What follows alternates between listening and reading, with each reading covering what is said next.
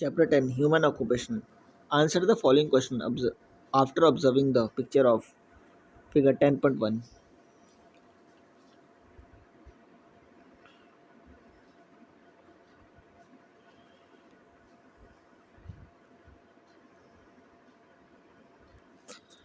What are cows and buffalo in picture A doing? What is being obtained in picture B? What is happening at milk collection center in picture C?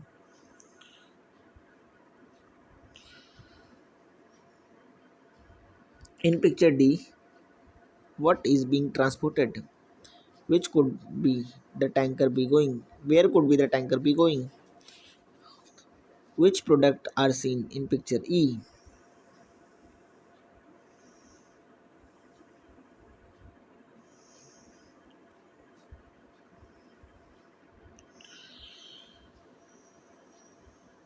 Out of the product shown in picture F, which product do we use?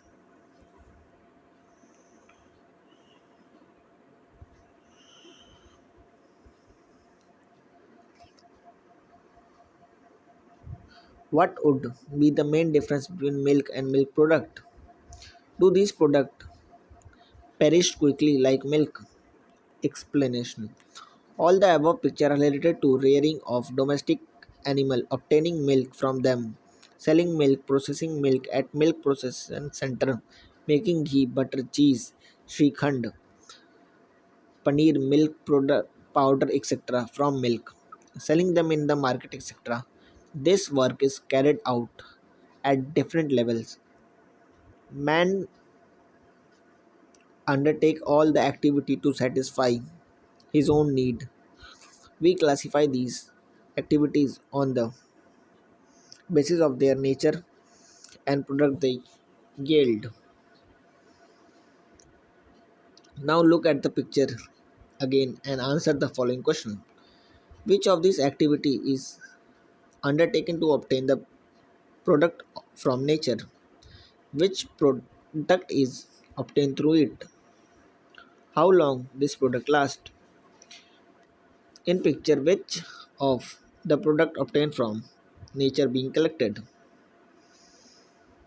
Which service did milk producer give through this activity? Where is milk being taken? What happened to the milk thereafter? What milk product are seen in the picture? Who inspect these products? What does the shopkeeper do with these products? Which of these products is perishable and which are non-perishable? Will the price and weight of these products be same as that of the milk? The teacher should have detailed discussion about this with the student. User brain power. A milk is available at 40 rupees per liter, while the ghee is at 60 rupees per liter, and paneer is 200 rupees per kg. If both are obtained from milk, why there is so much difference in their price?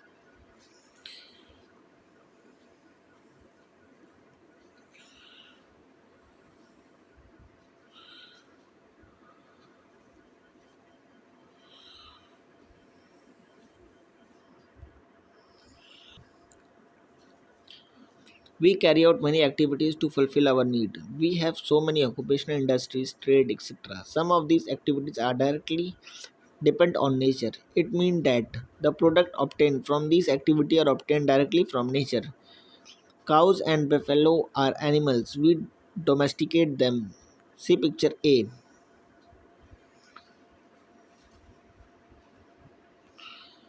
We get milk from them. Therefore, this occupation is directly depend on nature. Such occupation which are depend on nature are called primary occupation. Example: animal husbandry, fishing, etc. Some products obtained in primary occupation are used directly while other are used after making some changes in them. Now see picture E.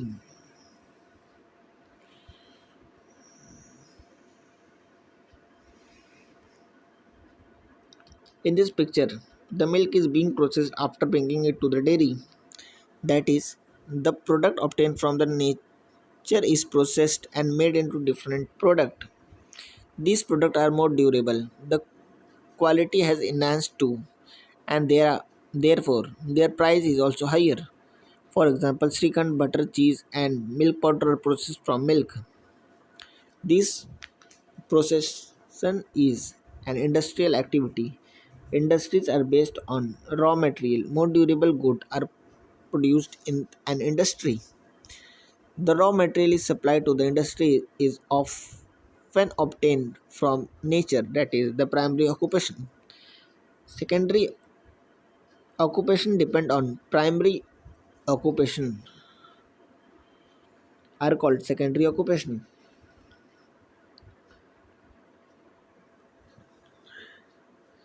Now look at picture C, D and F.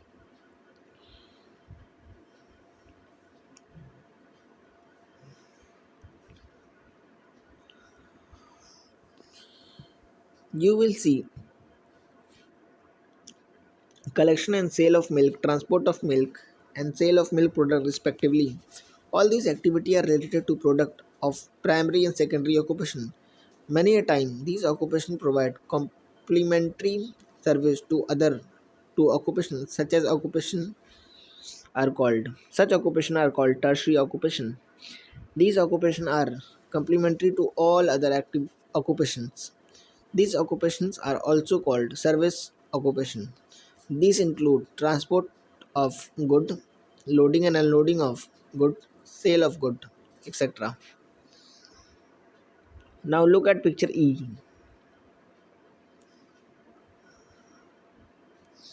Here you can see that the person testing a prepared milk product. This person is testing the quality of the product. To do this work, the person must have some special skill. This is also a type of service, but this service is not an ordinary one. This requires special expertise, and therefore some service are called quaternary occupation. Not all service are directly related to primary and secondary occupation. For example, those of driver, knife grinder, policeman, the postal service, etc. Think a little who examines us and who checks our examination paper, who prepare the design of building, who prepare machines and look after their maintenance and repair. Look at pictures 10.2 carefully. Look at picture in figure 10.2 carefully. We have learned the classification of occupation. See if you can answer the following question related to sugar production. Classify the occupation from primary to quaternary. Which raw material is used in secondary occupation? Which is finished product obtained in secondary occupation? Which is service in tertiary occupation? Which picture is related to quaternary occupation? Can you name that picture? Occupation, sorry.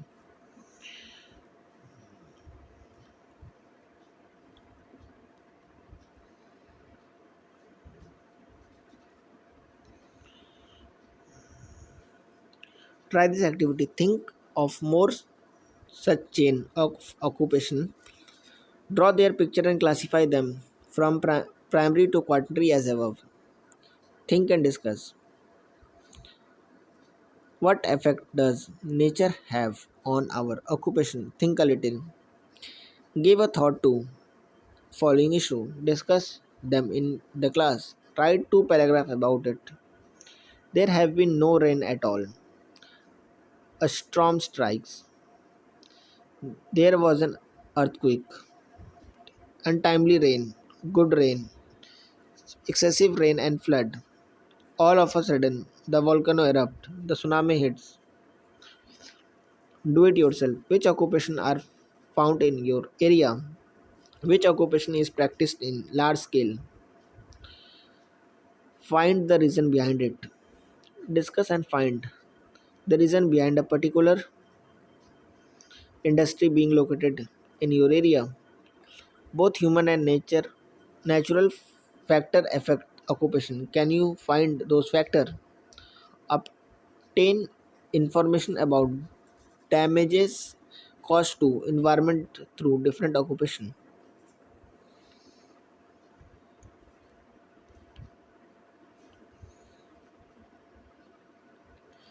This is how we classify human occupation. Different occupations are practiced in different countries of the world.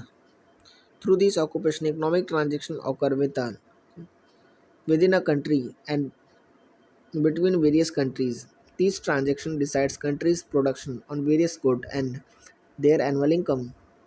Thus, in turn, is used to decide the extent of a country's development. Observe figure 10.3. This pie chart shows percent of manpower engaged in various occupations in countries Bangladesh, United Arab Emirates, UAE, and Turkey.